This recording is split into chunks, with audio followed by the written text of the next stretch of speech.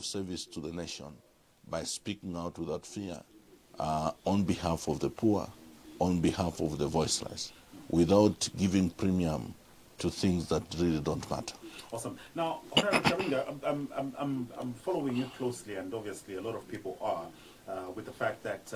I hope that's a slip of the tongue. I'm not talking about Chavinga. Yeah. Nonetheless, yeah. Mr. Chavinga, I'll call you that. I'm not Chavinga. Rather, Raphael Naakcinda, rather. All right. Yeah. You see now, I was thinking of whatever that you're telling me. I'm thinking, okay, so we are selling a wrong brand here, or what? What exactly are we doing? Nonetheless, I apologize, Mr. Naakcinda.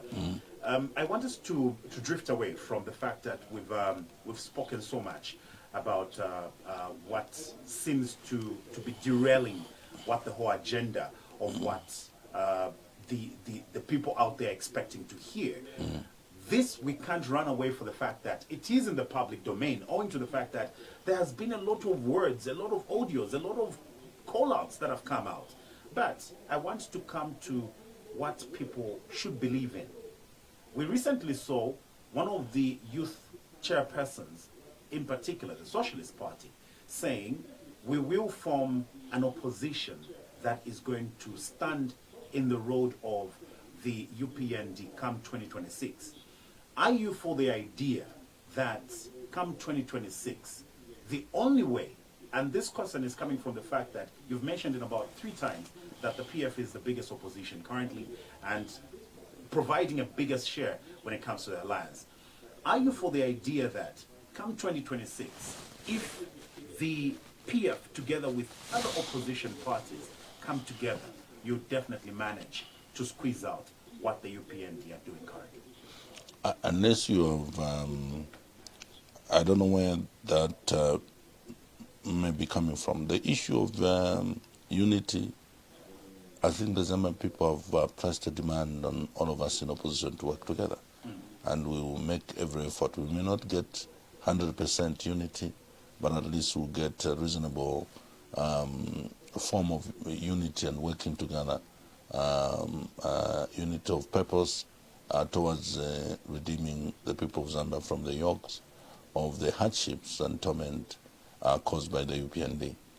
But I want to correct the notion to suggest that when we say we are the largest opposition, we're talking about a political entity. But the real opposition for the UPND is not political parties. Political parties are just vehicles, platforms through which the Zambian people express themselves. The real opposition for the UPND are the Zambian people who are suffering, those who are experiencing the pain of high cost, the high cost of living, the cost of fuel, the cost of minimum, the cost of basic essential commodities that people depend on a daily basis. The cost of farming inputs for our farmers, the small-scale farmers, the blatant theft of public resources, as reviewed by FIC and the Trend report that has reviewed figures that would cause every patriotic Zambian to have their tummy turn. We have been trotting around with a begging bowl, looking for $1.something billion from IMF and other stakeholders.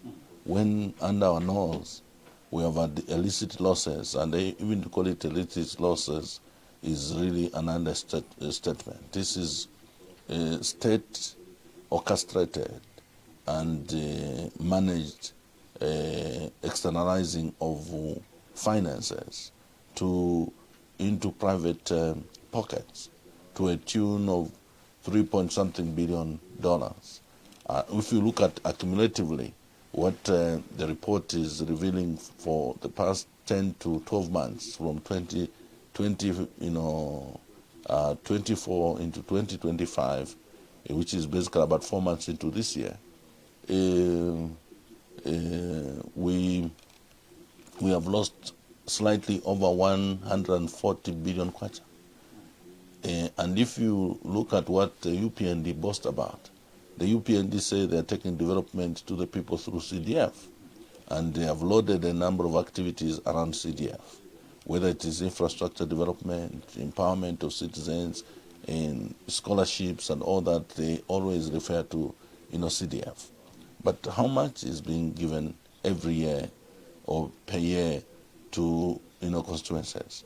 Somewhere around 30 million kwacha. 36 million kwacha. Yeah, we can say 36 million kwacha. That's what is being given per year. Now, if you multiply that 36 million kwacha times 5 years, it will give you somewhere around 170, 180 million kwacha. Now, if you divide what has been stolen in 12 months or 10 months, $140 billion, you divide it by 156 constituencies, is giving you averagely above 800, 850 million kwacha. Do you know, my brother, how much that money or what that money can do if it was put in a constituency? No. So the disparity is too abnormal when you look at what is going out of this country. Coupled with that, you even give foreign entities, mining entities, tax holidays to a point where minority is actually refundable. And we spend hours on radio just criticizing each other when the actual corruption, the actual sabotage of the interests of the Zambian people economically is happening in such a scandalous manner. I would encourage that. I think we need to pause as a nation and ask questions. What has gone wrong? What is so wrong about us Zambians, Africans, that we have to continue with this cycle of having leaders who are puppets of foreign entities, that they would even find sleep they'll go home and find sleep when, resources that are supposed to be enjoyed by Zambians have found their way into private entities in foreign lands. And then our people here are subjected to the challenge of road shedding. And because the energy or electricity is one of the aiders of economic activities, those who are in welding, those who are in saloons, those who are in butchery business, those who are in barber shops, those who are doing something on the streets, who are the majority in this country, have been sabotaged, their business closing because they can't have electricity. The option of having solar and all that requires capital. But when you go to the financial sector, whether it's banks and so on, they don't have, they cannot provide the finance required for these small-scale businesses to access, because government also is going in the, in the sector to also borrow money, and they crowd out the businesses, big or small. So the cycle is so terrible and choking for an ordinary Zambian. But if we get to radio, I think that's what we. I like where you're going, Mr. Raphael Naakcinda here. I want to find out. You speak with calmness. You speak with vision. You speak with wanting to change, whatever the roller coaster is like now. Are you telling us that this is the different patriotic front that a lot of people probably complained about 7 years ago, saying things are not okay? We are experiencing all this hooliganism, we're experiencing this bullying and so on. You speak with a lot of democracy in your voice, in your tonation. You speak with a lot of empathy for the people of Zambia. Have you, as the PF, realized to say the channel that we really need to take is to show empathy and show the proper democracy that the people of Zambia and the people of Africa really deserve? Listen, first of all, what is the ideology of Patriotic Front? Okay. Why were we pronouncing ourselves through our first president that we're a pro-poor political party? how is it that we're able to pronounce our policies in such a way that I spoke and resonated with the ordinary people? It's from the same place to which I'm expressing myself. The complaint and the beating that we got from those who criticize PF in opposition, particularly the UPND, most of which through propaganda, they could not fault us in terms of development. They basically, developed the skill of spinning propaganda against PF in relation to cadres. When you look at the so-called cadreism under PF, it was basically what I could say, those associated with PF, they will be in the streets and making noise, inconveniencing maybe people in terms of movement. But the UPND's cadreism is that they have taken cadres into institutions of government. The difference with you is they were on the street, but the UPND They are in government. In government. So you can have ECZ, which is supposed to preside over the elections. UPND cadres have been appointed as commissioners, including the chairperson. You have a situation where, because there's a matter that is before the Concord, all of a sudden there is this rush, clearly Mingarato, to remove some judges, in a dramatic manner. And new judges are appointed, some of which were here. The allegations that that's when they are going to do quote-unquote courses in human rights. You understand? Because at Parliament, when they were being scrutinized, because obviously they needed to be ratified, a number of them were found that they were not even qualified. There were even questions of proximity to the UPND and the leadership in UPND. All these things speak to the fact that when you talk of cadreism with PF, it was the irritation of cadres by the noise they were making in certain places. The streets and out there. Yeah, maybe at a bus station. When Misaka in the Ichirema says, do you want to be beaten again, to be, for pangas to come back and so on? It is a twist of facts. If there is a political party that is violent, I have met UPND cadres who have told me that when we unleash what they call their dogs, you will see, we can beat all of you. They boast about that. That is basically a culture you can find in the so-called Mapatize formula. You can find it in many other formulas they were using whenever there were by-elections. Go to the statistics, go to the reports on the inquiry. Remember that President Edgar Lungu had commissioned for people to go and study what was going on.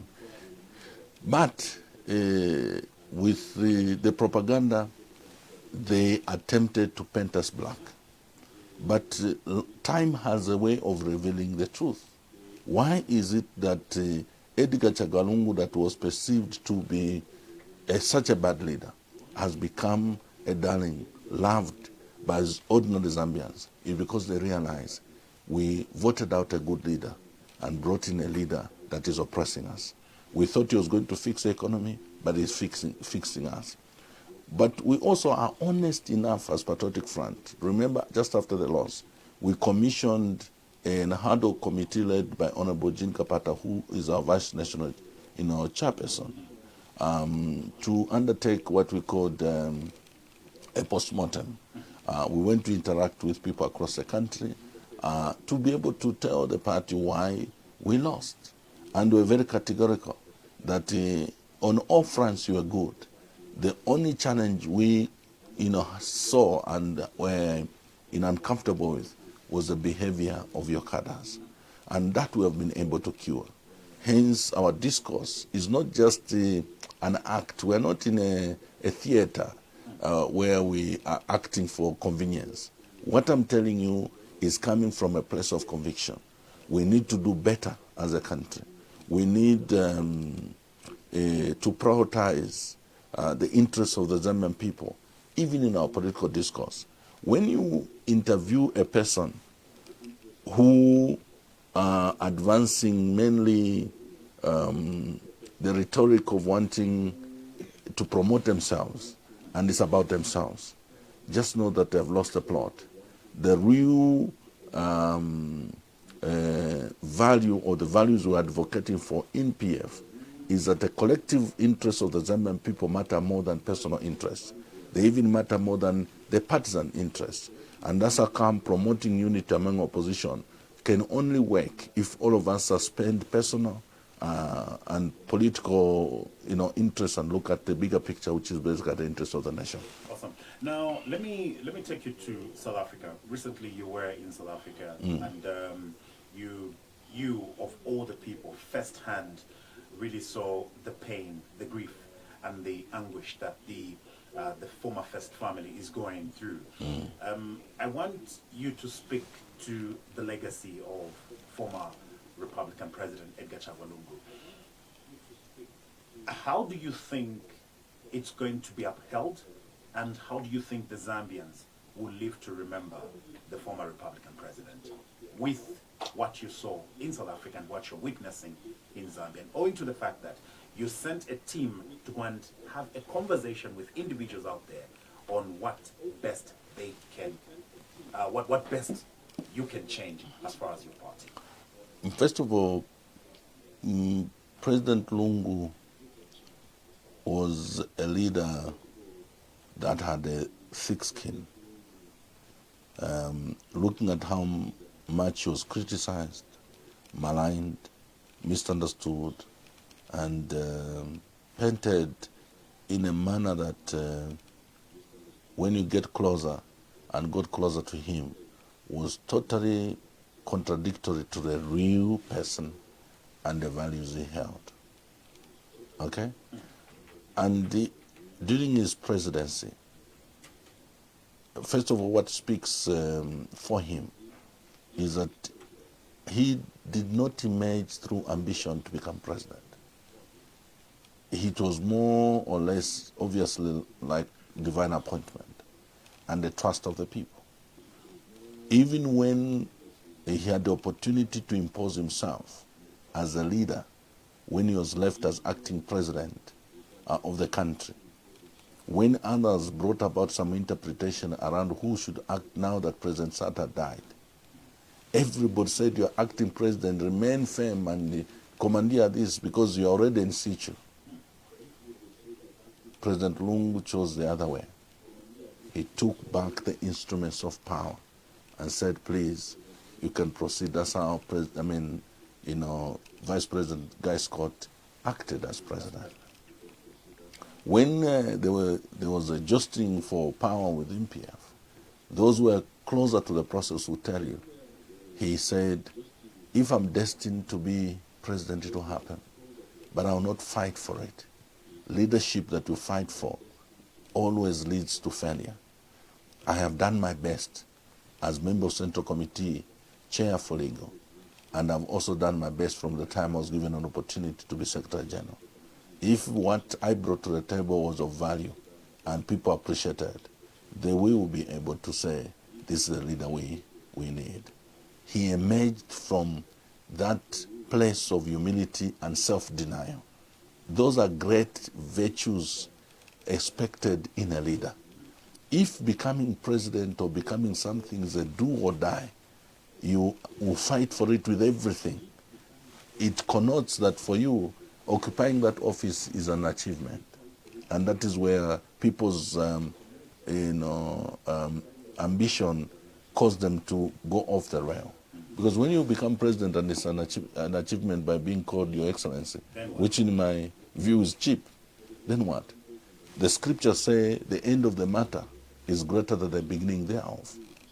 Meaning that if you're given an opportunity to be Secretary General, as I am, it is only when I finish my tour of duty that people can judge whether there was a leader who was given that privilege to serve in that capacity. Not at the beginning. I shouldn't even pride myself that I'm Secretary General, because being Secretary General is not an achievement. It's what you do in that office. And in this case, my little contribution is that we have found ourselves in these difficulties. My little contribution, I hope it will lead to the unity of the party, the unity of the opposition, and also a smooth transition in a democratic, transparent manner to arrive at a leader that will not only serve the opposition and patriotic front, but will serve the country given an opportunity to be in government and serve diligently.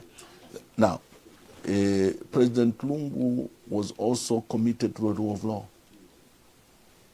And what he did as president is so tangible that it's difficult for anybody to ignore. It's difficult for anybody to deny. It's difficult for anybody to erase. He was Minister of Justice before he became president. There was a debate around the draft constitution that the technical committee had come up with. When he was Minister of Justice, he said, this draft will see the light of day in Parliament.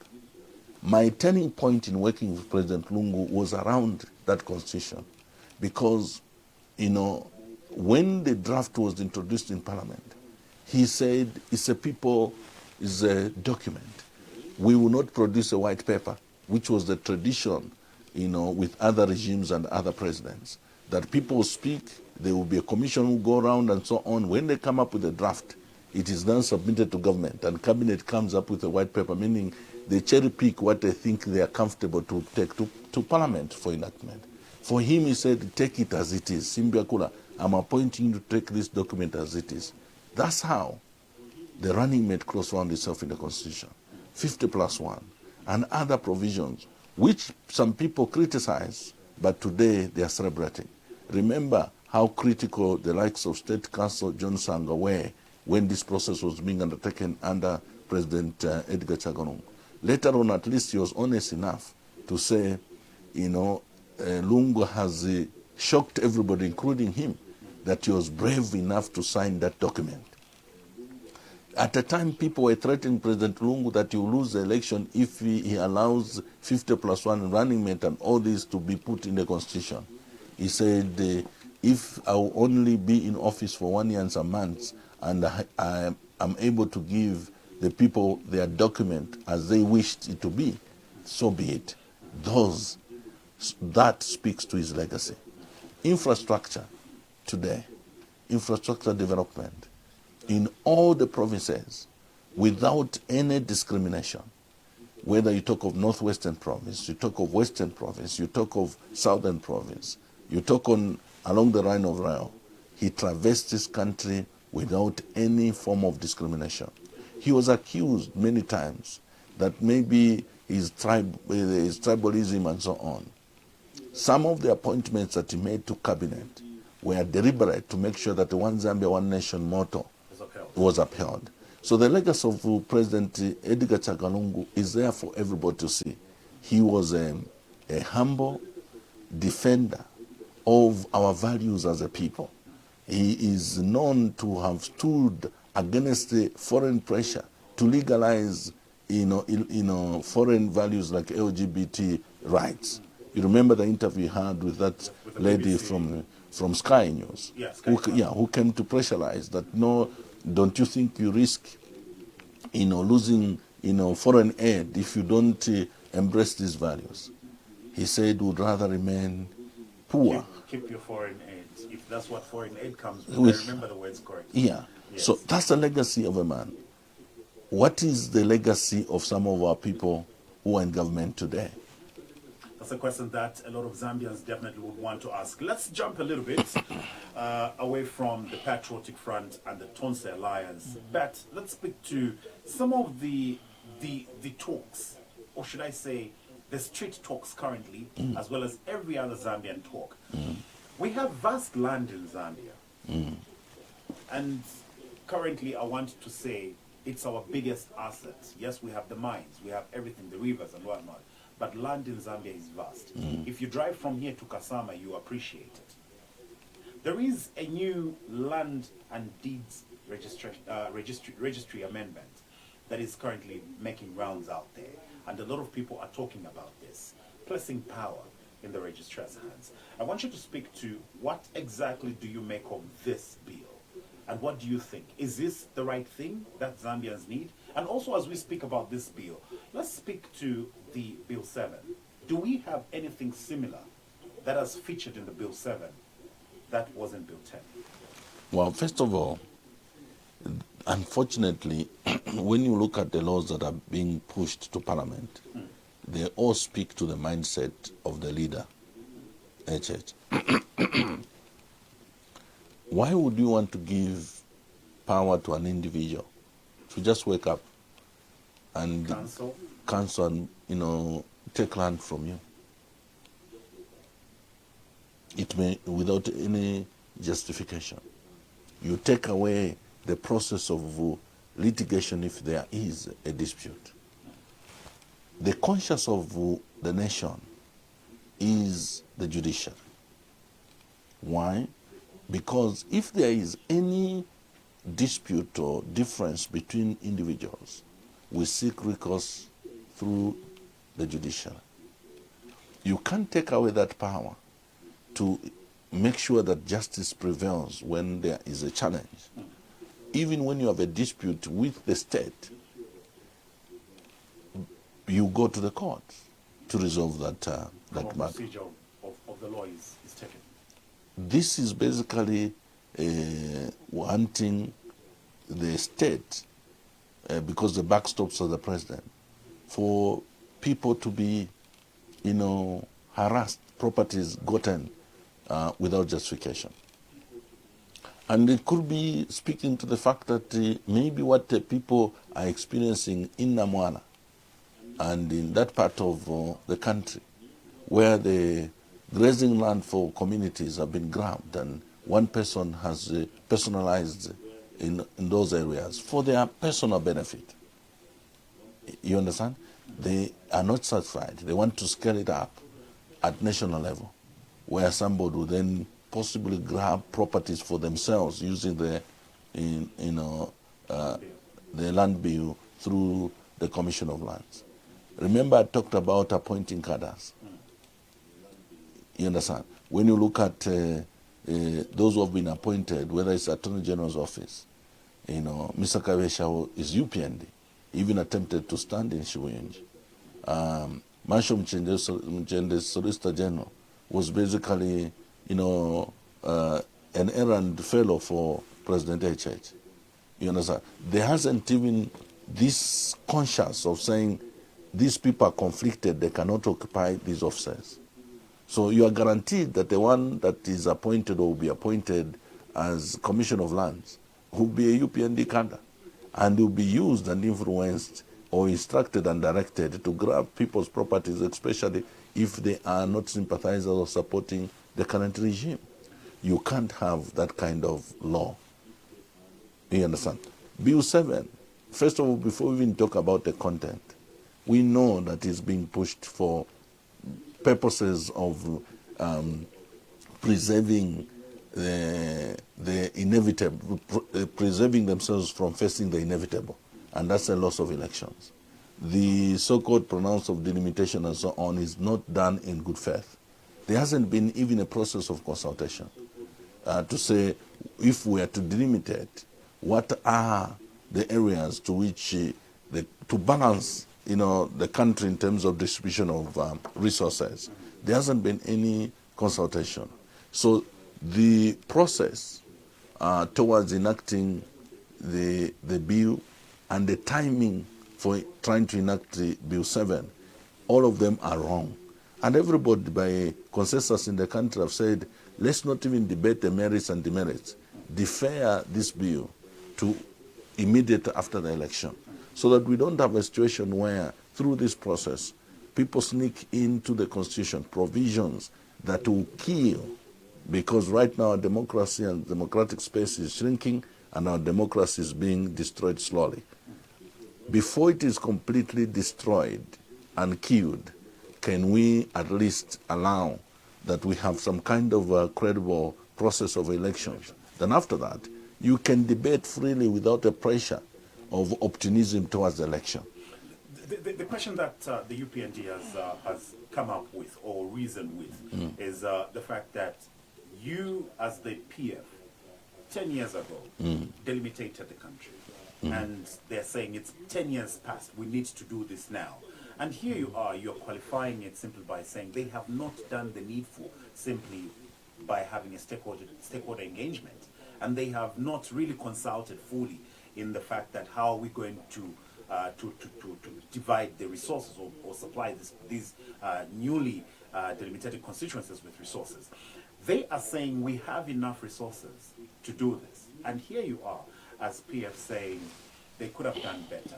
What is it that they could have done better? If you were to stand there and say, this is what you could have done better, what is it that they can do better? Well, I think it's a motivation around the enactment of Bill 7. When they are trying to anchor on delimitation, but there are other inimical provisions within Bill 7 that should never even be thought about. I don't have the document here, but I can only speak authoritative to the fact that the process to arrive at even that draft itself was not all-inclusive. That's not Mr. Naakcinda's document or the UPND's document. That's the people's document. That's the supreme law of the land. You definitely need consensus. You need people to speak to their document and dictate what should be in the document. It should not be dictated to by a political party, whether you're under ruling or otherwise. Waste still should not be dictated to by the individual. I also have limitations. I saw a letter by Mr. John Sangwa to the Attorney General restraining the President from commenting around Bill 7 because it's still in court and there are matters yet to be resolved in court. And therefore he can't then be suggesting that that bill has not been withdrawn. It has just been put on ice so that there could be some stakeholder engagement and things like that. And I think in the same vein, I would comment only to the, to a limited point, to a point where I can highlight what is in the public domain, to which all of us spoke and why we are uncomfortable with UPND proceeding with Bill number 7. Yeah. Awesome.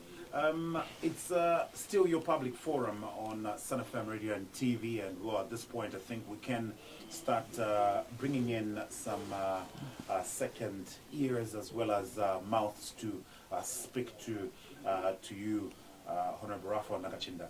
Now, 0955-855-953 is the number that you're calling us on. Good morning. Who do we have on the line and where are you calling us from? Good morning, Nishi. I'm calling from the Democratic Republic of Congo. Mr. Naakcinda, how are you? Very well, Mr. Miji. What are you doing in Congo? Well, I'm on business here by cousin. Yes, I hope you bring goods and money from there. Definitely, I'll be able to bring you some dollars. That's just a light moment. What are you? Insha. I'll be very frank. Frank has not bring any relationship. You are free to criticize but you don't be personal. I'm giving you issue with. You know that allow me to issue and then president.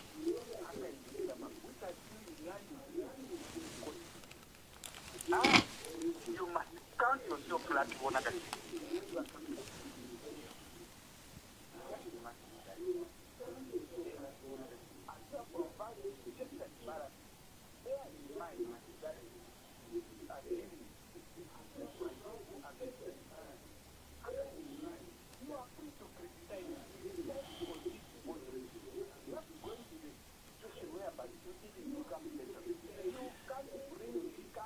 And your 1 minute is down. Thank you very much for coming through. Do remember that we get to give you 1 minute as you get to give us your call. 0955-855-953 is the number that you're calling us on. And will give us your question, your contribution on your public forum. I do have Honorable Raphael Naakcinda. Good morning.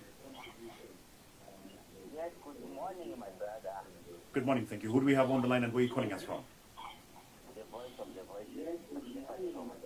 Mr. Shepherd, kindly go ahead. Mr. Naakcinda is here. Good morning, sir. Good morning, and how are you? I'm not complaining, we are okay. Thank you so much. First and foremost, I want to say me, myself, I'm very much disappointed with some of you politicians. You have really felt that and you have made us poor as a nation. Why am I saying so, Mr. Naakcinda? I, for one, my first disappointment is that I expected your party PF to be giving proper checks and balances and pressure to the government of the day. Alas, we have just seen Bauga language, internet, things which is not helping a poor Zambian at ground. Now, I have a question. I have three questions for you. What is making you bad in your day when you were once in government with your family? And you are today, you were given time, but less good you were done to the Zambian. Number two, what plans do you have if you were given chance at PF to revamp the energy sector, especially in ESCO, or to achieve that? The last one, what is your take on the issue of CCL? Because it has now prolonged, thank you very much for coming through. Your time is up. 1 minute is allocated to you. This is public forum. We can squeeze in one more caller, Mr. Naakcinda? Yes. Let's squeeze in one more caller. 0955 855 953. Good morning. Good morning, sir. How are you? Very fine, thank you. My name is Victor. Who do we have on the line? And where are you calling us from?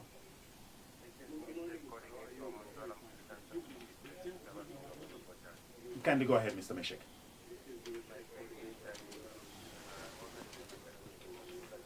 Fedwa shuga mashukanok.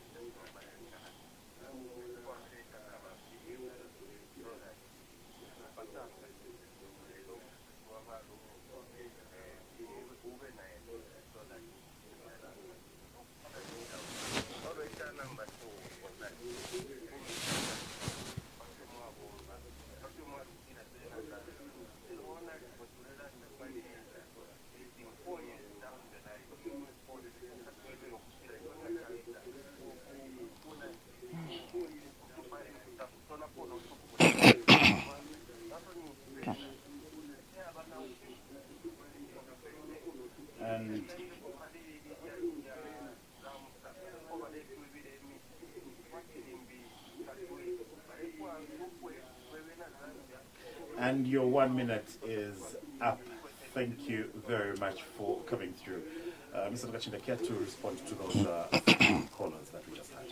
Mr. Miji, typical of UPND cadres, he wants to dictate how we will provide checks and balances. We run a presidential system in this Republic of Zambia. The buck stops as Mr. Naakcinda. The difference between Mr. Naakcinda and Mr. Lungu, Mr. Sata, Lupia Banda, Manawasa, Chiluba, and Kaunda was that all these presidents, and I remember when I was verbalizing it, he said, I have developed a thick skin. A president must have a thick skin. He cannot come into that office as if he is a chief. We are in a democracy. We have within our laws, rights and freedoms that are protected for every citizen. I have the right to speak out for myself, for others who may not have the privilege like I do to be on radio. In a language that I find fit to be able to attract the attention of the UPND government. When I started carrying a binocracy as a symbol of saying we are watching you, the UPND government, for some people it was like a joke, but it was a symbolic political activism to say we don't trust this government because they have not demonstrated, whether through their manifesto or ideology, that they are up to something to benefit the Zambians. Somebody would have asked you if you were to say in the language that fits to attract their attention. Somebody would say, isn't there any other language that you can use perhaps to attract their attention? Is it the choice of words maybe that the previous caller is talking about? No, how can we be in a democracy where the ruling party is choosing words we should use for them to be comfortable? What words, from the time you started interviewing me up to now, what words is derogatory? None. What irritates Mr. Naakcinda Hichilema is the truth. Okay? For example, let me go through what I've been arrested for. One time I was arrested for saying he is ignorant, but I said it in Bemba, that Kwena Marufianya, you have gotten the most ignorant person and put him into State House. It was twisted. For them, it's an insult. But if I compare Naakcinda Hichilema to Vernon Mwanga, who comes from the same area I come from, I compare HH to Mazoka, I compare HH to Ben Mwinga, I compare HH to Mainza Chona, I compare HH to all these people who participated in the governance of this country at different, levels and portfolios. You understand? And with distinction, and are celebrated today. He can't compare. In terms of knowledge of governance, he can't come even 10% to VJ. That's my opinion. You understand what I'm saying? So calling him ignorant, is it an insult? There are areas where I'm not competent myself. I'm ignorant.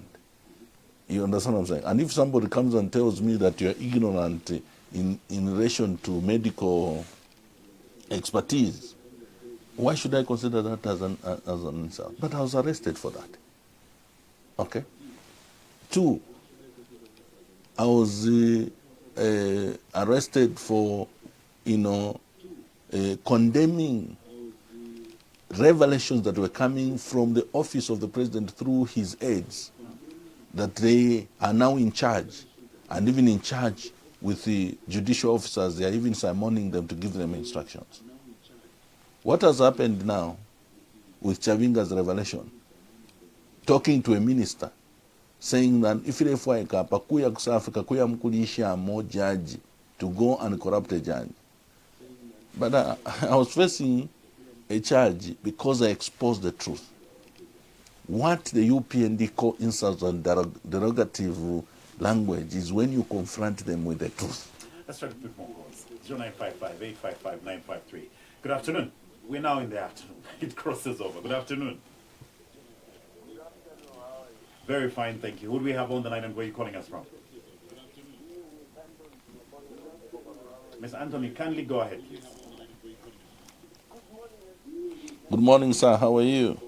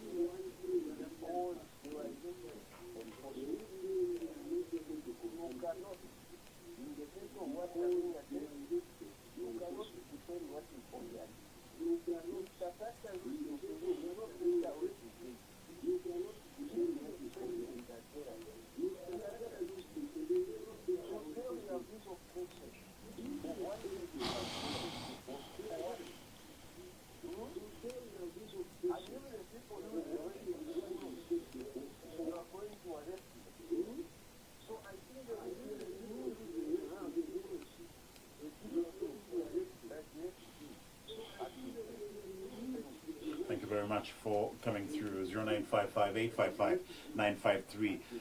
We were also responding to the other callers on the before we picked up this one. Yeah. So I was going to say, and maybe even commenting on the last caller, Dr. Chiluba, who personally was one of my mentors politically, he used to say, "Omula ndunga wapita pa ujeni, na wewe ndukupita pa ujeni." there's no other way you can deal with, for example, the revelation of Chavinga, save to condemn them with the contempt it deserves. Somebody asked, what are the solutions in the energy sector, particularly electricity? Prioritize Zambians.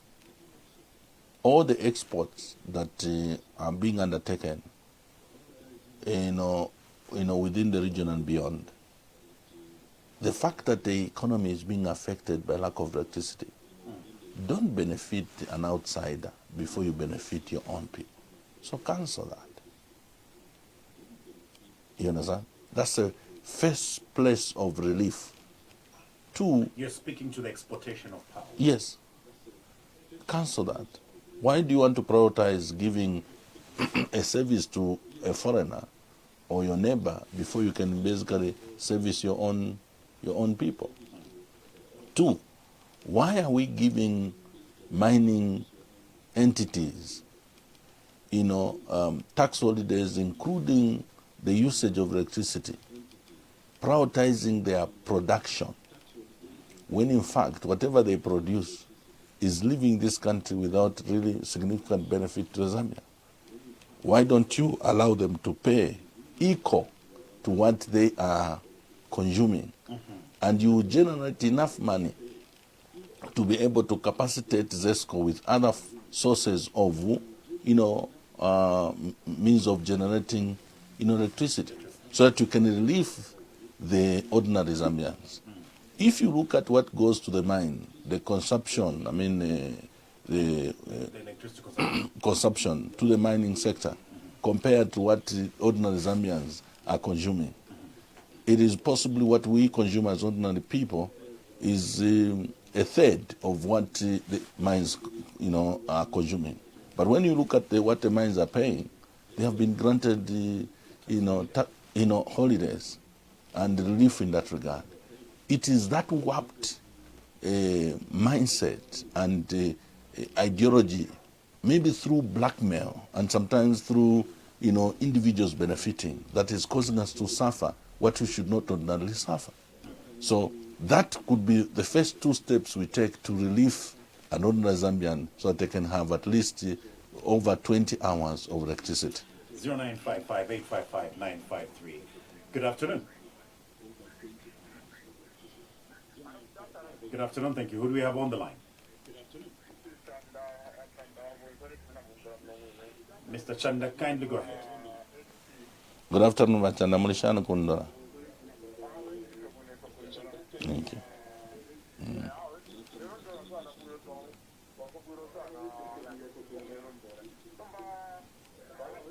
I'm quiet.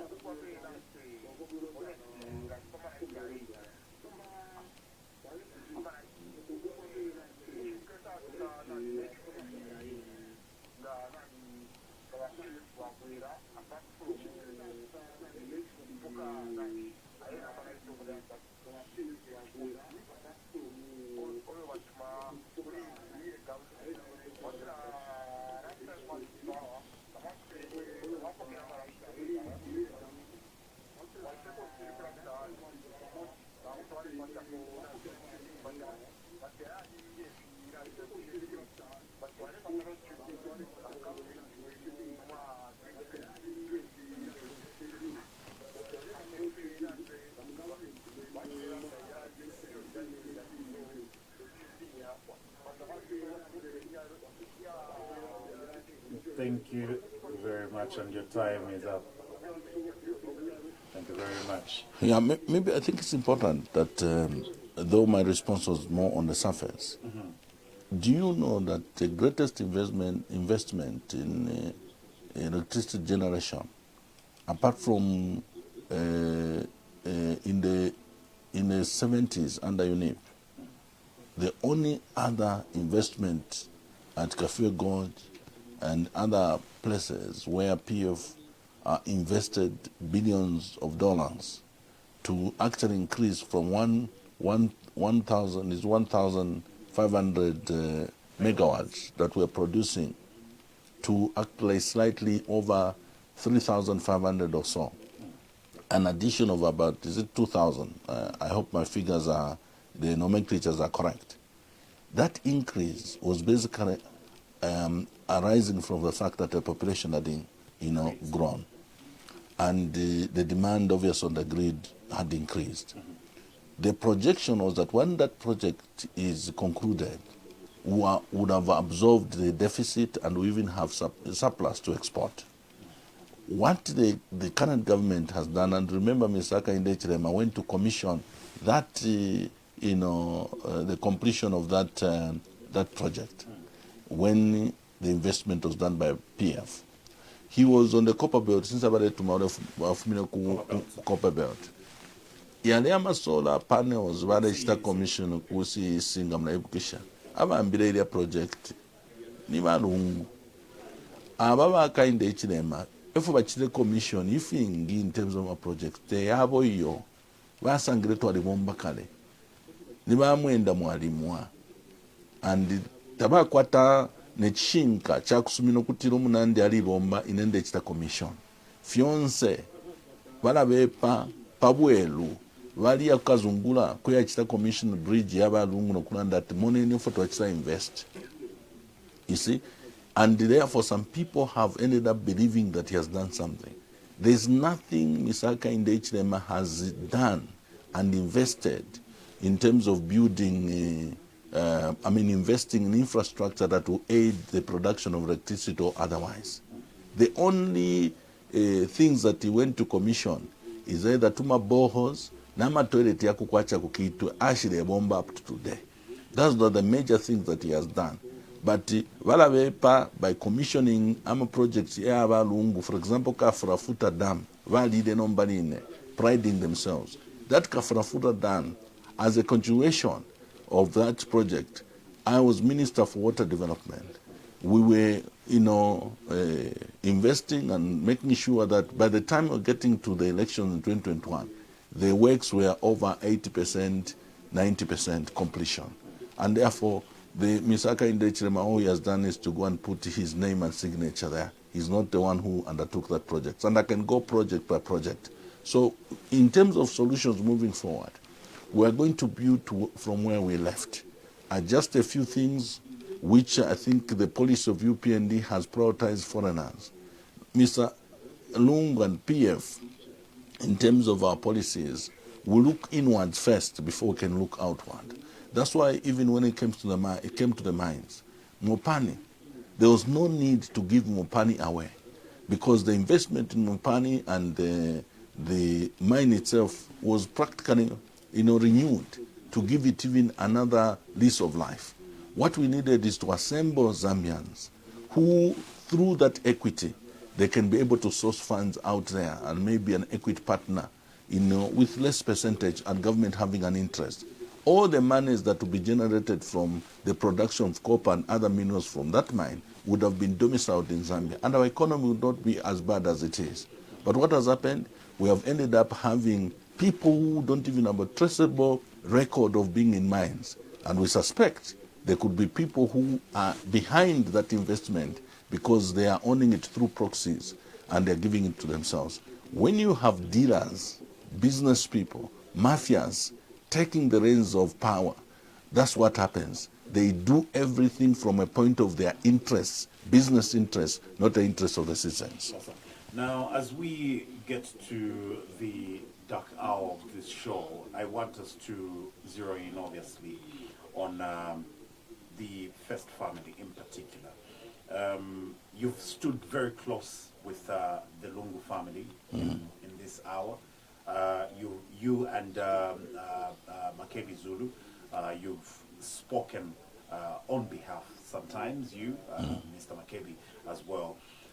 I want us to maybe tap in a little bit into the barrier of the former late president. Are we seeing this issue being concluded amicably? And when I say amicably, can it be concluded between the Zambian government and the Lungu family? Is there such kind of light between these two entities? If the UPND government and the president was sincere and honest about this whole process, it would have been resolved a long time ago. When you say sincere and honest, I mean, if you go to the table to discuss a matter, there's either a dispute or impasse or something like that, The only thing that cures that dispute is honest discourse. You should be able to sincerely commit, and what you have committed to, you don't divert.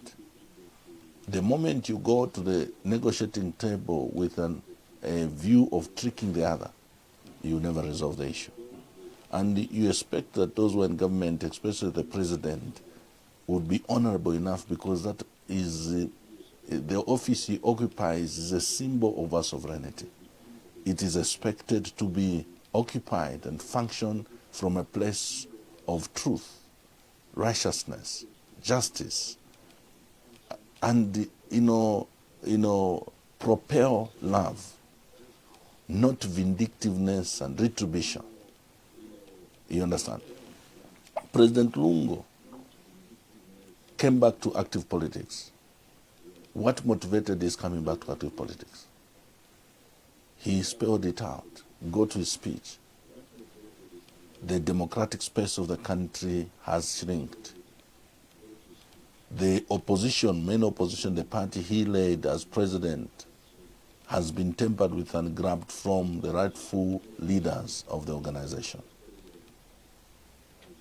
The judiciary is being tampered with, which is supposed to be the conscience of this nation, the sacred institution that must guarantee that it checks those in the executive, they don't do things that are unlawful against the citizens, and be able to provide also a check on parliament.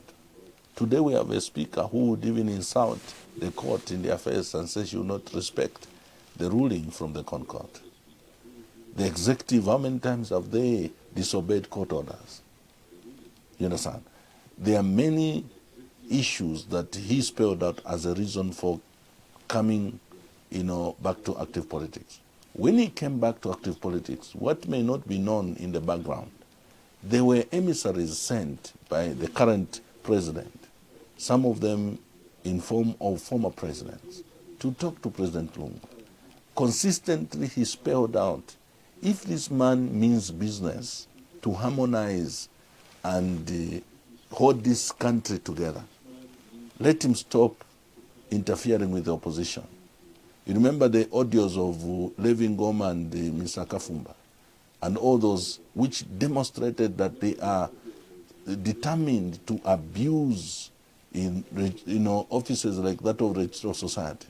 That's how come they kicked out that woman, so that then they can be able to silence, if not to destroy the opposition political parties. Other former presidents came, he was consistent. The church here in Zambia pronounced that they want to find a way to bring reconciliation between, President Edgar Chagalungu and HH. I remember sitting in a meeting where he dictated a letter to the church. I am willing to reconcile. But the reconciliation should not be perceived to be one that suggests that I have personal issues with the church.